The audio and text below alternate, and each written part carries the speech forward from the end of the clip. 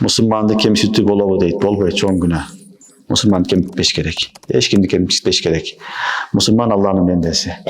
Adam balası özünü жақсы sezip kalsa, özü tan kalsa, ojuk bolup kalsa, bu zavaldın belgisi болады. Adam ar daim özünü pas alıp duruş gerek. Küçük beyli oluş gerek, mutavazı oluş gerek. Hiç kimdi özünden jogorı koyuş gerek. Hadis-i aytat Peygamber sallallahu aleyhi ve sellem "Men tavaza lillah rafa'ahullah." Kim Allah için tavazu olsa, küçük beyil olsa, özünü pas alıp dursa, Allah Teala'nın derecesini yıkılat deydi.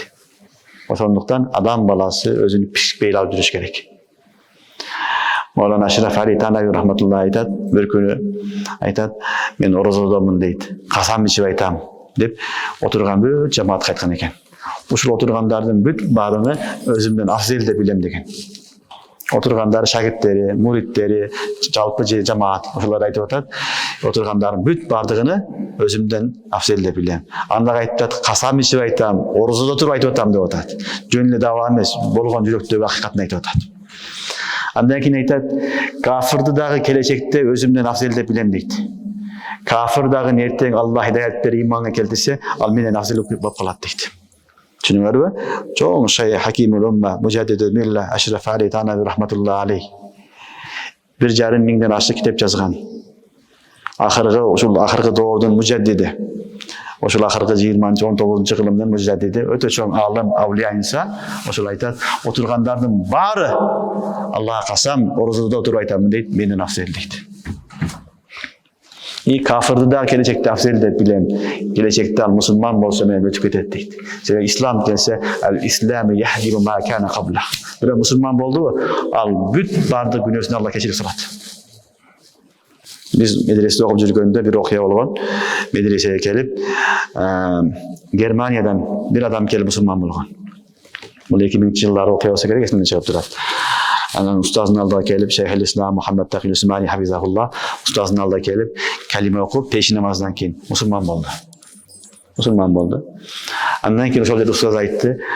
Azır dedi, uşul жерде oturgan adamdardын baarını birinci mütü aytты. Oturgandardın baarığı sen menen biz bir tuğanbız dedi. İnnemel mu'minuna ihva. Sen İslam kabul aldın, biz menen bir tuğansın dedi. İkincisi, oturgandardın arabızda en Allah'a jakın sensin dedi.